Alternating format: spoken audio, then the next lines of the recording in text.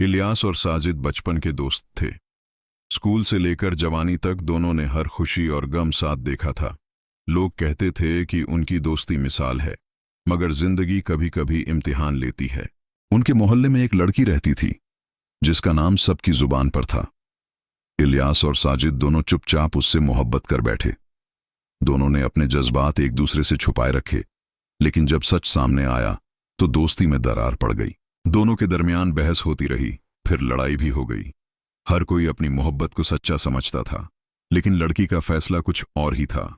उसे जोहैब पसंद था। जोहैब अमीर था, उसके पास पैसा, रुतबा और ताकत और एक पिस्तौल भी थी। लोग उससे थोड़ा डरते भी थे क्योंकि उसके रवैये में सख्ती थी। लड़की ने अपनी जिंदगी का फैसला पैसे और महफूज मुस्तकबिल को देखकर किया। जोहैब ने लड़की को अपना लिया और कुछ अरसे बाद उससे शादी कर ली। इलियास और साजिद दोनों टूट गए। न सिर्फ मोहब्बत हाथ से गई, बल्कि दोस्ती भी बिखर गई।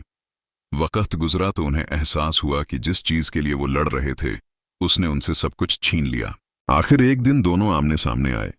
आंखों में नदामत थी।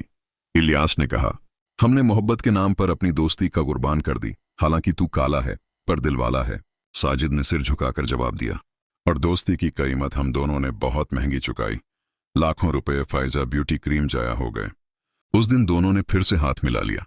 मोहब्बत चली गई थी, मगर दोस्ती वापस आ सकती थी अगर दिल साफ हो।